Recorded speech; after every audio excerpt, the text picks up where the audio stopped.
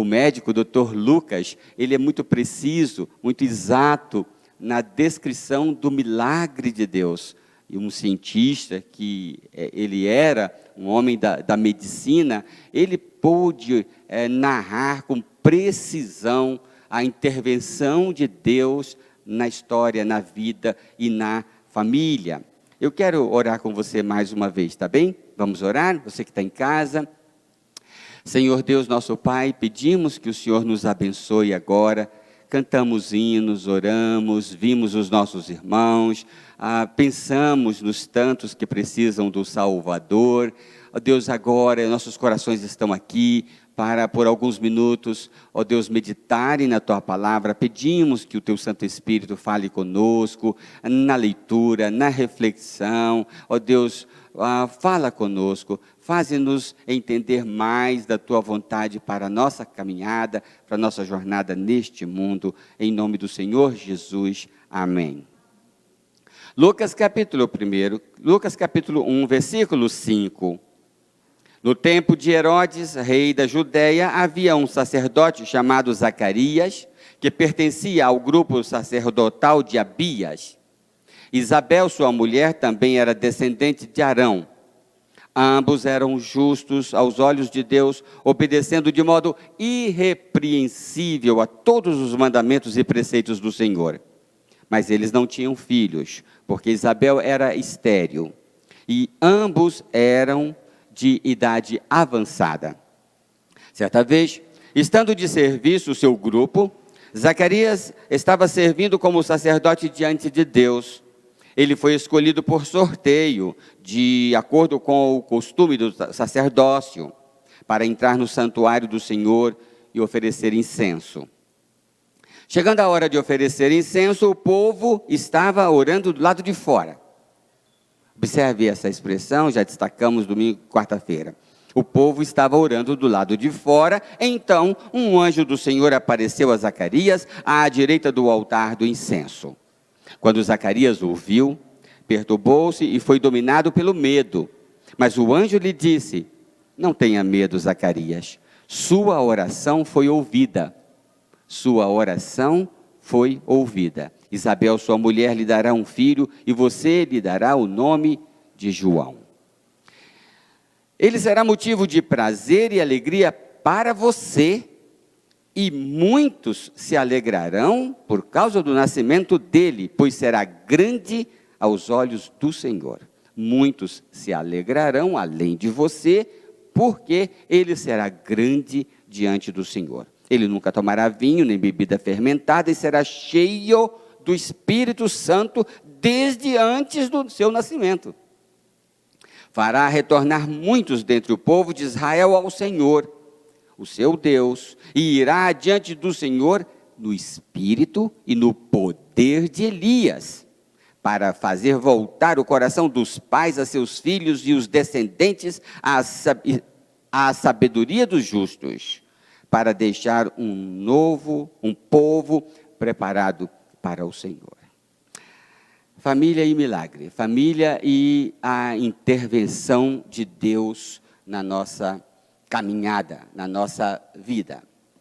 Meus irmãos, o que nós vemos neste capítulo, tanto o milagre do nascimento de João Batista, como o milagre do nascimento de Jesus, são, de longe, as maiores intervenções de Deus na história da humanidade.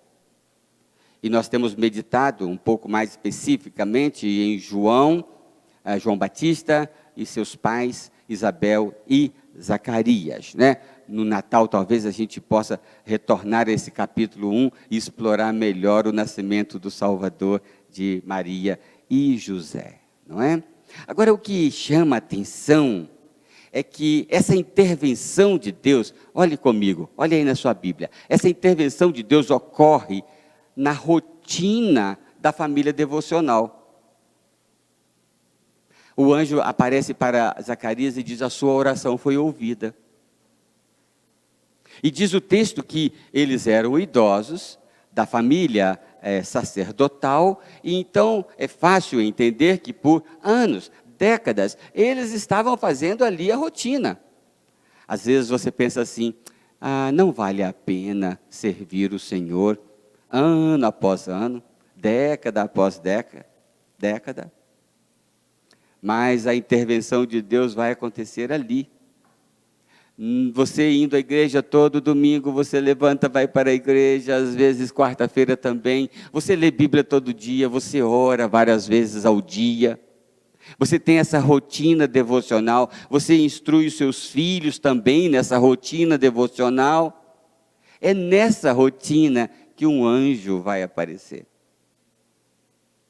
Ana ia todos os anos, era a rotina dela. Às vezes nós temos a tendência de querer o tempo todo o extraordinário, a novidade. Mas quando a gente canta, deixa o Salvador te ajudar, a gente não lembra décadas cantando este hino e a gente ainda não se emociona? A gente não se alegra com a rotina? Há quantos anos você está lendo a palavra de Deus e ela continua sendo novidade no seu coração e na sua mente? Na rotina. Quantas orações você já fez? Milhares. E você continua querendo orar mais e sentindo, eu estou orando pouco, eu preciso orar mais. Você ora há décadas e acha que está orando pouco, que precisa orar mais. É na rotina.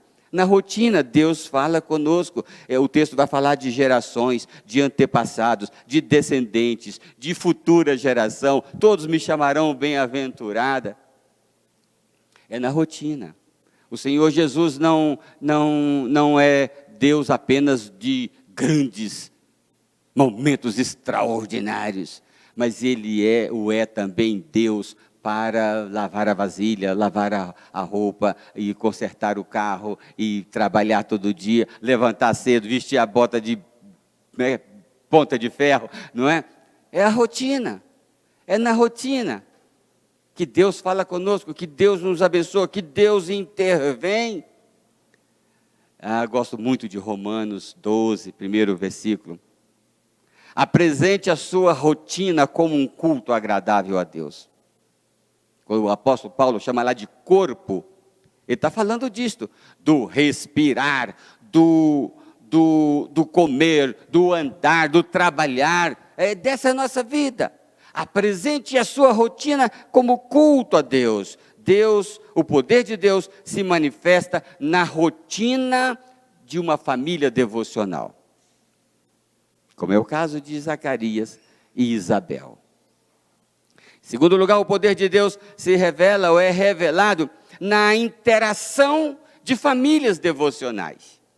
Que coisa linda! Vocês estão lembrados? Eu já li aqui, nós estamos passeando pelo primeiro capítulo, é um longo capítulo, né? 78 versículos, não é isso? No 80 versículos, né? Um longo capítulo, ali tem a história de Isabel, do anúncio de João Batista, a história de Jesus, nascimento de Jesus, mas tem também uma terceira história, a história do encontro dessas duas famílias devocionais. José era carpinteiro, Zacarias era sacerdote, o homem lá do templo, e essas duas famílias se encontram. Muito lindo quando duas famílias devocionais se encontram. É diferente quando duas famílias não devocionais se encontram. Quando duas famílias não devocionais se encontram, na verdade eu nem sei bem como é que é isto, porque há tantos anos que eu não sei o que é um encontro de uma família não devocional, não é? Graças a Deus por isso, né? Mas quando duas famílias devocionais se encontram, o que acontece? Acontece culto, né? As duas glorificaram a Deus. Aqui talvez esteja a base teológica para os pequenos grupos. Quando famílias devocionais se encontram.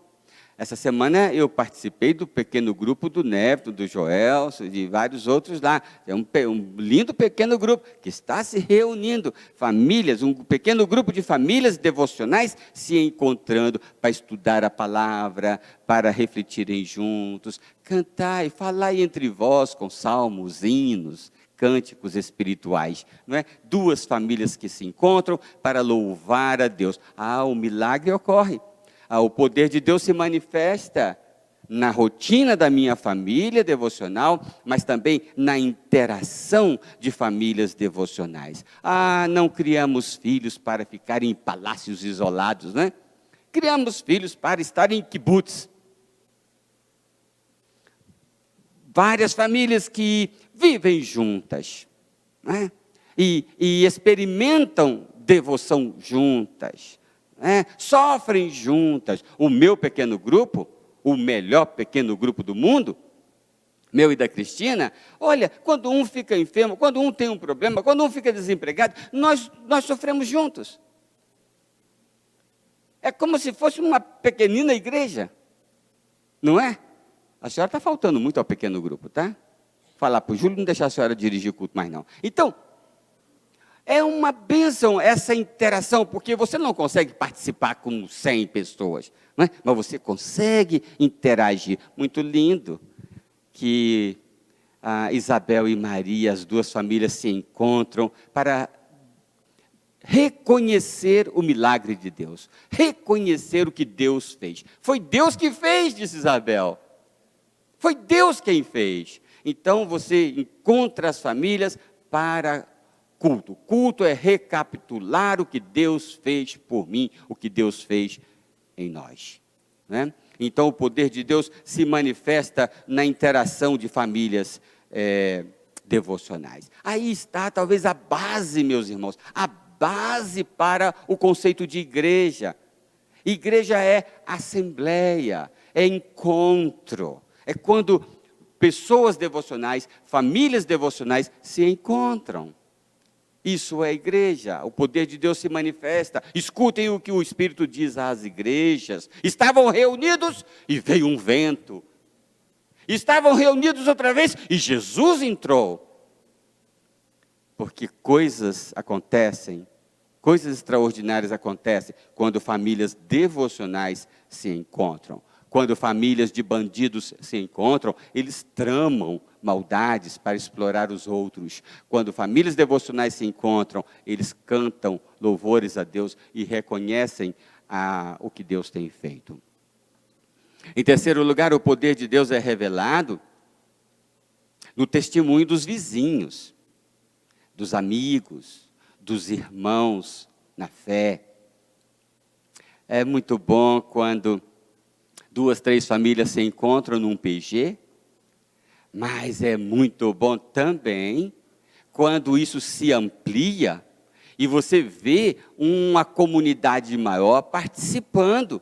Chegando a hora de oferecer incenso, o povo todo estava orando do lado de fora. Versículo 10.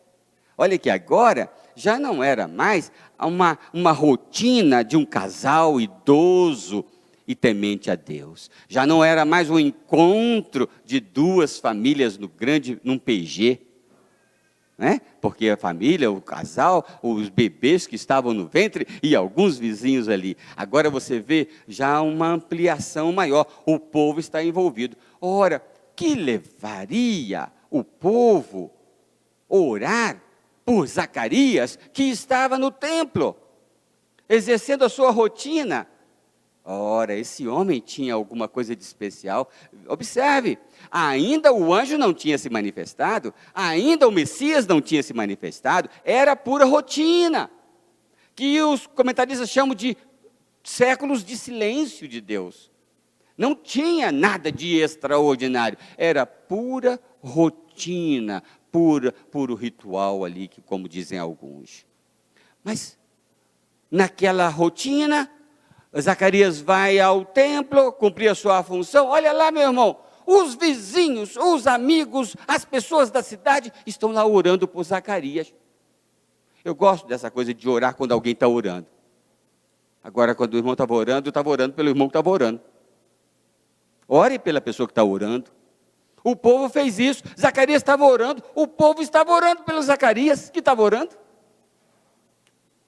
Ora, se um povo ora por você, tem alguma coisa de muito especial. Você pode esperar milagre, você pode esperar a manifestação de Deus, se você consegue mobilizar o povo para orar por você. Que a sua mãe ore por você, é natural. Agora, o povo orar por você, extraordinário. Isso foi no versículo 10, no versículo 21. Ele será motivo de alegria para você, e muitos se alegrarão também. Enquanto isso, o povo esperava Zacarias, estranhando sua demora no santuário. Ora, vejam só, se tem um povo lá fora esperando eu terminar de pregar para ver o que vai acontecer. Zacarias fez muito mais do que eu, ele conseguiu mobilizar orações. A gente fala muito entre os pastores, né? O sucesso do seu ministério, um pastor fala para outro, o sucesso do seu ministério depende da sua rede de intercessores. Quantos estão orando por você? Você quer que o seu pastor pregue melhor? Ore por ele. Você quer que o seu pastor seja melhor, veja mais o poder de Deus? Ore por ele. Zacarias conseguiu que o povo orasse por ele, e o povo tinha expectativa de que alguma coisa aconteceria com o pastor. Não é lindo isso? Que o povo tenha a expectativa de que o poder de Deus vai se manifestar no pastor. O povo então esperava. Ao completar o tempo de Isabel dar à luz, ela teve um filho. Seus vizinhos e seus parentes ouviram falar da grande misericórdia que o Senhor lhe havia demonstrado e se alegraram com ela. No 8º dia foram circuncidar o menino e queriam dar-lhe o nome do pai, Zacarias. Eu fiquei prestando atenção nesse detalhe, não sei se você parou para observar. Qual o nome que os vizinhos, os parentes, queriam dar ao menino? Zacarias. Por que você acha que o povo, a família, quer dar a um menino o nome do pai?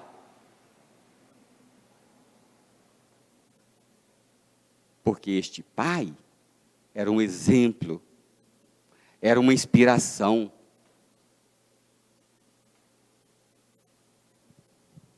Vamos dar o nome de Zacarias, porque esse homem é uma bênção.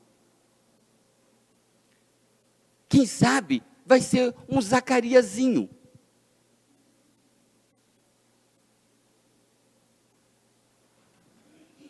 Mas Zacarias disse não. Ele não será um Zacariazinho. Ele será João. Todos os vizinhos ficaram cheios de temor. E por toda a região montanhosa da Judéia se falava sobre estas coisas. Olha que testemunho. Toda a região da Judéia falava sobre essas coisas. Todos os que ouviam falar disso se perguntavam: o que vai ser desse menino? Pois a mão do Senhor estava sobre ele. Meus irmãos, isso é muito lindo, essa história é muito linda. Que homem extraordinário foi esse Zacarias, que homem de Deus, que exemplo, não é? Mas, eu quero dizer em quarto lugar, que o poder de Deus é revelado também no quebrantamento do líder da família devocional. No quebrantamento do líder. Quem é o chefe da sua casa? Quem é o líder da sua família? Meu irmão que está em casa. Quem é o líder? Quem é que levanta a turma para ir para a igreja? Esse aqui é o líder. Quem é que diz, vamos ler a Bíblia? Esse aqui é o líder. Quem é o líder? Era Zacarias. Tanto que quando ele disse o nome será João, acabou a discussão. Pois esse Zacarias sofreu um quebrantamento imposto pelo próprio Deus. Deus faz isto. Ele sabe que nós precisamos ser quebrantados. Você é o líder da sua casa? Você é o líder da casa devocional onde você vive? Deus pode colocar você em uma situação de quebrantamento, porque Ele precisa disto, né? Então o que o anjo fez? Você vai ficar mudo. Zacarias, que estava cheio de entusiasmo, imagina, Zacarias ia sair da presença do anjo e ia contar tanta coisa, né? Ia contar tanta coisa. Se ele fosse caçador e pescador, então, ainda bem que não era, né? Mas ele ia contar que o anjo tinha 20 metros de altura, que não sei o que, ia contar tudo. Não contou nada. O anjo disse, você vai ficar mudo, você vai ficar no cantinho do pensamento, você vai ficar pensando, o seu negócio é pensar mais, falar menos. É no seu silêncio que Deus será visto. É no seu quebrantamento. É na limitação que eu estou impondo, que eu serei visto. Deus cria, meus irmãos, limitadores na nossa vida. A Zacarias, ele fez mudo. A Paulo, ele fez cego. E depois de cego, que foi temporário, ele colocou um espinho para manter uma limitação em Paulo o tempo todo, para impedir que ele se exaltasse. E Paulo insistia: tira de mim esse limitador. E Deus disse: não, meu poder se manifesta, se exalta na sua fraqueza. Deus pode impor a nós limitadores. O propósito a mensagem é que é menos de homem e mais de Deus.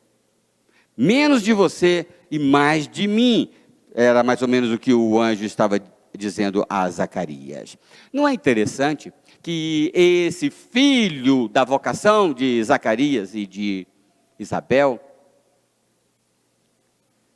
que não vai ser um Zacariazinho,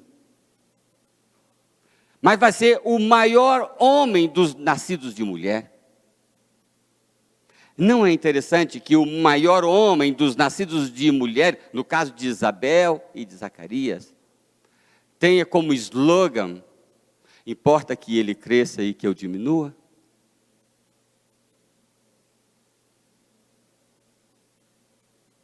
O João também tinha que aprender com o pai. Quando Zacarias ficou mudo, ele aprendeu uma lição. Lá dentro dele alguma coisa escreveu na tábua do coração dele: importa que ele cresça e que você diminua. E isso foi passado para João Batista. Esse espírito de glorificar a Deus e não de exaltar a si mesmo. Propósito do isolamento, meu irmão, minha irmã, você que está em casa. O propósito do isolamento não é provocar depressão. O propósito do isolamento é provocar oração. Não é levar você para depressão, é levar você para a oração, para submeter-se a Deus mais e mais. Como nós precisamos, na nossa igreja, na Segunda Igreja Batista, como nós precisamos, desesperadamente, que os líderes das famílias experimentem quebrantamento.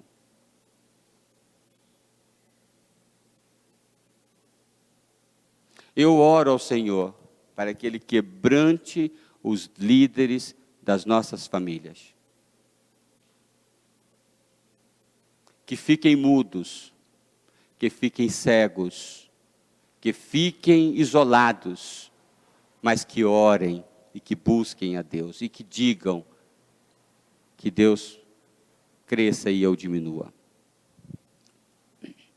Por fim, o poder de Deus é revelado quando a devoção dos filhos supera a dos pais e mestres.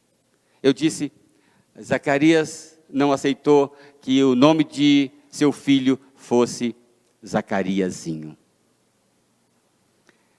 Ele estava dizendo: esse menino será maior do que eu. Esse menino será maior do que nós. Ele será grande diante de Deus. Ele vai agir no poder, no espírito de Elias, o maior de todos os profetas. Estão lembrados? Elias virá antes do Messias.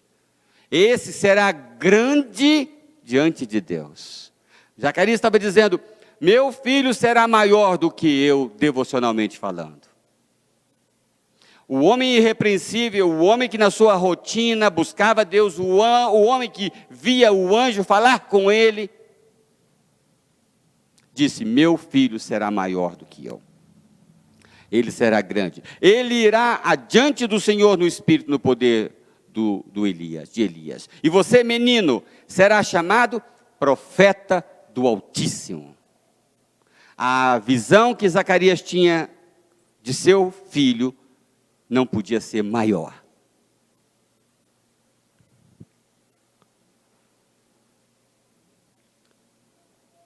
João Batista não menosprezou Zacarias. João Batista não fez Zacarias pequeno. mas fez daquele gigante, um pai que era um gigante na fé, fez de seu pai uma plataforma para ser maior ainda. O poder de Deus vai se manifestar. Adolescentes, vocês que fizeram aí 8 devocionais, se não me engano.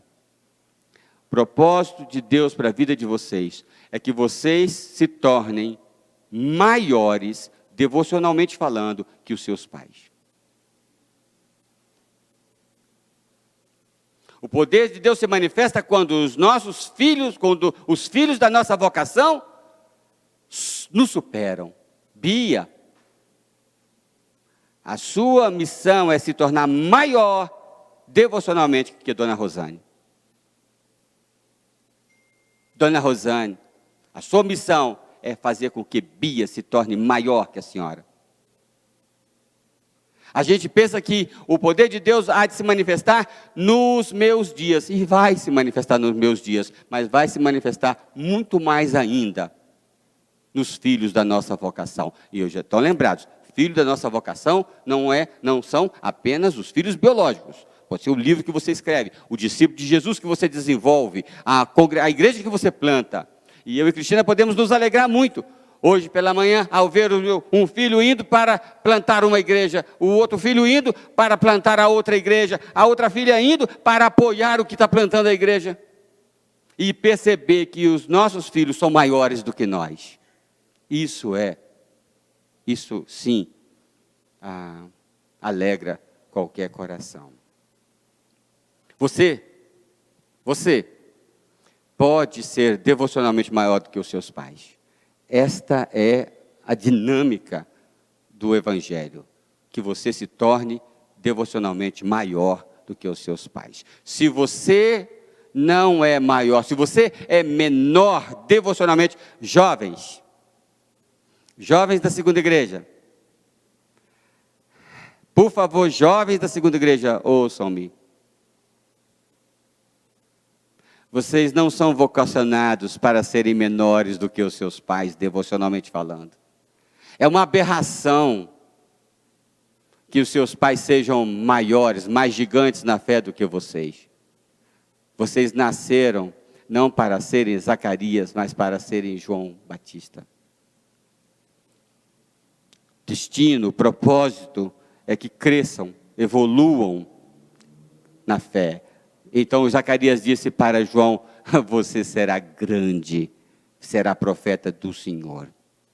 Jesus disse que nenhum discípulo está acima de seu mestre, mas ele estava se referindo a julgar o mestre. Não faz sentido um discípulo julgar o mestre, muito menos a um filho julgar o pai. Nesse sentido, há de ter humildade e reconhecimento. Mas disse também que todo discípulo aperfeiçoado, instruído, será igual ao seu mestre. Atos 6,40.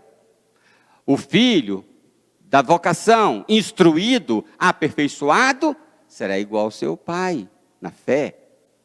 Timóteo podia ser um grande Paulo. Isso Paulo queria que ele fosse. João seria maior do que Zacarias. Essa é a ideia.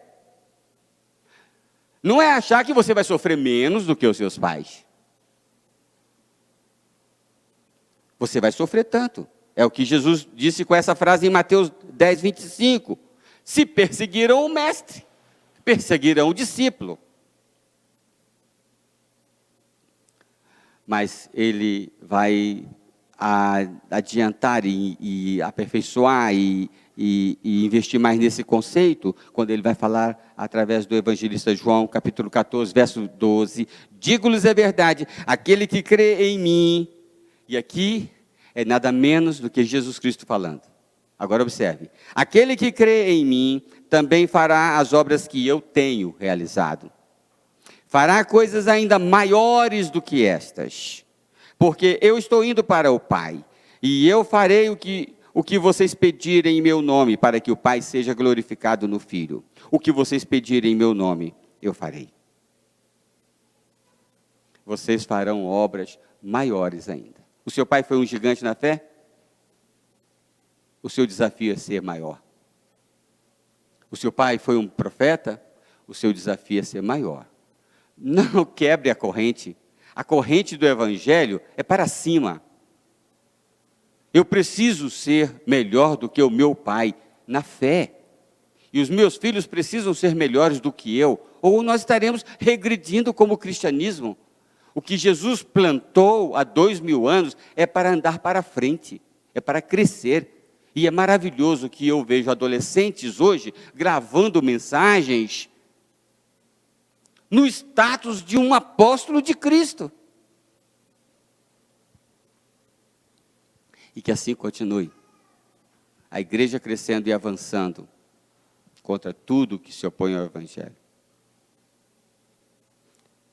Que o Senhor possa abençoar a mim e a você, e as nossas famílias, e aos filhos da nossa vocação, que serão maiores do que nós.